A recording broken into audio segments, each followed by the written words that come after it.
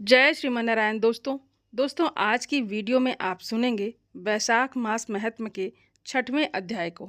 तो आइए प्रेम पूर्वक सच्ची श्रद्धा के साथ भगवान श्री हरि विष्णु और माँ लक्ष्मी का ध्यान करके कथा को प्रारंभ करते हैं। मैथिल बोला, हे ब्राह्मण, आपने कामदेव की स्त्री रति का चरित्र सुनाया। अब कृपया अश्विन शयन व्रत धारण करने की विधि भी कहिए। इसमें क्या दान होता है, कैसे पूजन किया जाता है तथा उसका फल क्या होता है। ये सुनकर श्रुतदेव कहने लगे कि हे राजन, इसका विधान भगवान श्री हरि ने लक्ष्मी जी से कहा था, वो सब मैं तुम्हें बताता हूँ। तुम ध्यान पूर्वक सुनो, जिससे श्याम वर्ण लक्ष्मीपति जगन्नाथ संपूर्ण पापों को नाश करके प्रसन्न हो जाते हैं। हे महीपते, सोने व चांदी की मनोहर मूर्ति बनवावें, फिर पीतांबर धारण कराकर सुंदर वनमाला से सजावें। पुष्पों और सुगंधित द्रव्यों से पुरुषोत्तम भगवान का श्रावण शुक्ला द्वितीया से 4 मास तक प्रतिदिन पूजन करें और ब्राह्मणों को शय्या दान करके वस्त्र दान करें और ब्राह्मणी सहित भोजन भी करवावें। फिर मार्गशीर्ष आदि मासों में पूर्ववत रक्तवर्ण हरि भगवान का रुक्मणी सहित ध्यान करके पूजन करें। ऐसे ही चैत्र मास से 4 मास तक भूमि पर आसन बिछाकर भक्ति से भगवान हरि का पूजन करें और आषाढ़ की द्वितीया के दिन समाप्त करें। उस दिन अष्टाक्षर अर्थात ओम नमो नारायणा इस मंत्र से हवन करें। मार्गशीर्ष आदि मासों में पैण के दिन विष्णु गायत्री अर्थात नारायण विद्महे वासुदेवाय धीमहि तन्नो विष्णु प्रचोदयात् इस मंत्र से हवन करें और वक्ष भोज्य आदि जो चारों प्रकार के भोजन होते हैं उन्हें करना चाहिए। फिर चैत्र आदि मासों में सहस्त्र शीर्षा इस पुरुष सुसूक्त मंत्र से हवन करके पंचामृत खीर घृत पक्का मालपुआ भोग के लिए करावें और लक्ष्मी नारायण को स्नान कराकर बीच में श्री कृष्ण जी की सोने व चांदी की मनोहर मूर्ति रखकर भोग लगावें। फिर केशव आदि नामों से ब्राह्मणों को भोजन कराकर श्रद्धा के अनुसार वस्त्र और अलंकारों से परिपूर्ण करके मालपुआ ब्राह्मणों के निमित्त 12वें दिन दें। फिर पूर्व कल्पित प्रतिमाओं को संपूर्ण अलंकारों से आभूषित करके आचार्य को दें और शय्या का संकल्प करें। फिर श्री लक्ष्मी नारायण का विधिवत पूजन करें, कांसे का पात्र दें और ब्राह्मण को भी भोजन करावें और दान करते वक्त इस प्रकार से प्रार्थना करें कि हे जनार्दन, जैसे आपकी शय्या लक्ष्मी से अशून्य है, वैसे ही हे केशव, इस शय्या दान से मेरी शय्या अशून्य हो। इस प्रकार भगवान की पूजा करके आप भोजन करें। इस व्रत को पुरुष, सौभाग्यवती स्त्री तथा विधवा स्त्री अशून्य शयन के निमित्त धारण करे। जो मनुष्य विष्णु धाम जाने की इच्छा करता है उसको ये व्रत अवश्य करना चाहिए। इसके करने से जगन्नाथ भगवान जी प्रसन्न होते हैं, देव दुर्लभ कार्यों की सिद्धि होती है और अनेकों प्रजाओं की वृद्धि होती है। अतः जैसे भी बने ये व्रत अवश्य करें। श्रुतदेव जी कहते हैं कि अब ये तो वर्णन हो गया, अब तुझे और क्या सुनने की इच्छा है, सो बता। अब ये सुनकर राजा ने फिर से श्रुतदेव जी से पूछा कि हे महाराज, वैशाख मास में छत्रदान करने का महात्म सुनाइए, क्योंकि वैशाख के कर्तव्य शुभ कर्मों को सुनते सुनते मेरी तृप्ति नहीं होती।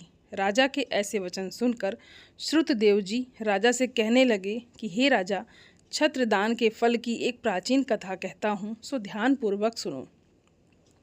सतयुग में एक हेमकांत नाम का बंगाल देश के राजा कुशकेतु का पुत्र था। वो बड़ा बुद्धिमान तथा बलवान था। वो एक दिन शिकार खेलने गया और वहाँ घने वन में अनेकों प्रकार के मृग और शूकरों को मारता हुआ थकने पर दोपहर को मुनियों के आश्रम में पहुँचा, जहाँ शतार्च नामक ऋषि व्रत में मग्न होकर समाधि लगाए ध्यान कर रहे थे। ऋषि ध्यान में इतने मग्न थे कि बाहर क्या हो रहा है इसकी उन्हें कोई जानकारी नहीं थी। अतः ऋषि ने उठकर राजा का कोई सम्मान नहीं किया, जिससे कि क्रोधित होकर राजा उन्हें मारने को उद्यत हुआ। तब ऋषि के 10,000 शिष्यों ने उन्हें ऐसा करने से रोक लिया और बोले कि हे दुष्ट मन वाले, हमारी बात सुन। हमारे गुरु ध्यान में लगे हुए हैं, बाहर क्या होता है उन्हें तो पता भी नहीं चलता, अतः तुम्हें क्रोधित होना तो बिल्कुल भी शोभा नहीं देता। तब क्रोध से उत्तेजित होकर राजा ने शिष्यों से कहा कि हे ब्राह्मणों, मैं यात्रा में थक गया हूँ, इसलिए मेरा आतिथ्य सत्कार करो। अब राजा के ऐसा कहने पर शिष्यों ने राजा से कहा कि हे राजा, हमारे गुरु जी ने निर्देश नहीं किया है और इसके अलावा हमें जो भिक्षा में मिलता है हम वही खाते हैं। हम अपने गुरुओं पर निर्भर हैं, इसलिए हम आपका आतिथ्य करने में सक्षम नहीं हैं।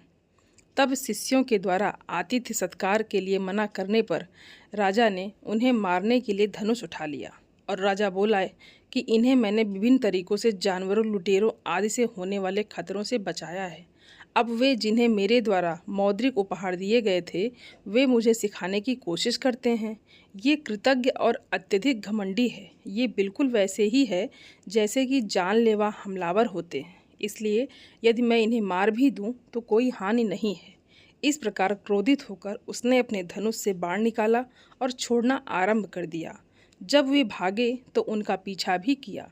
इस प्रकार राजा ने 300 शिष्यों को मार डाला। भयभीत होकर वे आश्रम छोड़कर तेजी से भाग गए। जब शिष्यों को भगा दिया गया तो दुष्ट मानसिकता वाले सैनिकों ने आश्रम में रखी हुई विभिन्न वस्तुओं को बलपूर्वक जब्त कर लिया और उन्हें खा गए। इसमें उन्हें स्वयं राजा द्वारा प्रोत्साहित किया गया था। इसके बाद दिन के अंत तक राजा अपनी सेना सहित अपने नगर को लौट आए और फिर ये सारा वृतांत उसने अपने पिता कुशकेतु से कहा। कुशकेतु ने जब इस दुष्ट व्यवहार को सुना तो बेटे की निंदा कर पुरी से उसे बाहर निकाल दिया। तब हेमकांत व्याकुल होकर घने जंगलों में चला गया। उसे ब्राह्मणों की हत्या सताने लगी। वहाँ पर जीव जंतुओं को मारकर खाते हुए इधर उधर घूमते हुए 28 वर्ष बीत गए।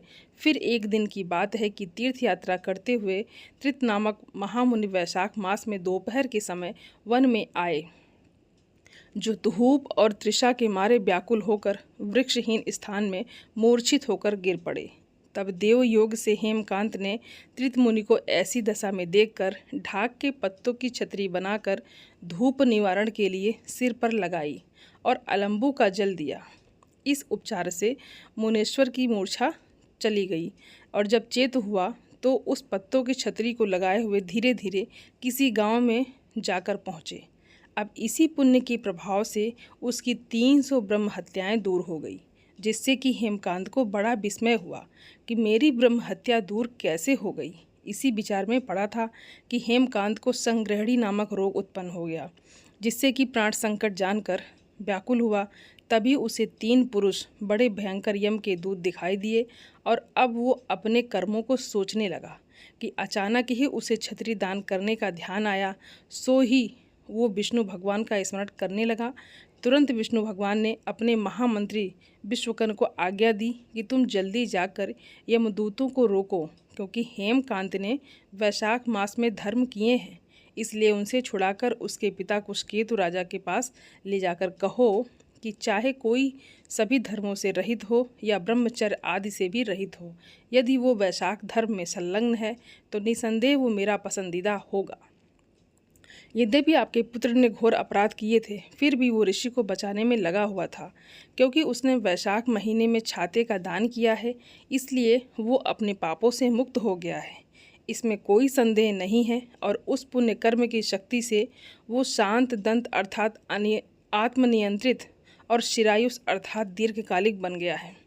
वो वीरता, उदारता आदि गुणों से संपन्न है तथा अच्छे गुणों में वो आपके ही समकक्ष है। इसलिए इस शक्तिशाली राजकुमार को राज्य के प्रशासन में स्थापित करें। हे श्रेष्ठ राजा, आज्ञा करो कि उसे विष्णु ने इस प्रकार से निर्देशित किया है। हेमकांत को उसके पिता के पास छोड़ दो और मेरे पास वापस आ जाओ। भगवान द्वारा इस प्रकार आदेश किए जाने पर महाबली विश्वकर्मा हेमकांत के पास गए और यम के दूतों को रोका। उसने अपने शुभ हाथों से राजा के अंगों को छुआ। भगवान के भक्ति के संपर्क की शक्ति से वो एक पल में सभी बीमारियों से मुक्त हो गया। विश्वक्सेन उनके साथ उसके नगर को चले गए। उसे देखकर महाबली कुशकेतु आश्चर्यचकित हो गए। उसने श्रद्धापूर्वक अपना सिर झुकाया और जमीन पर लेट गया। वो विश्वक्सेन को अपने निवास में ले गया और उन्होंने नाना प्रकार की प्रार्थनाओं से उनकी स्तुति की और बड़ी समृद्धि से उनकी पूजा भी की। उसकी इस पूजा से प्रसन्न होकर महाबली विश्वकर्मा ने उसे वो सब कुछ बता दिया जो पहले विष्णु भगवान ने हेमकांत के संबंध में उनसे कहा था। ये सुनकर कुशकेतु ने अपने पुत्र को राज्य में स्थापित किया। विश्वक्सेन की अनुमति से वो अपनी पत्नी को लेकर तपस्या करने के लिए वन में प्रविष्ट हो गया।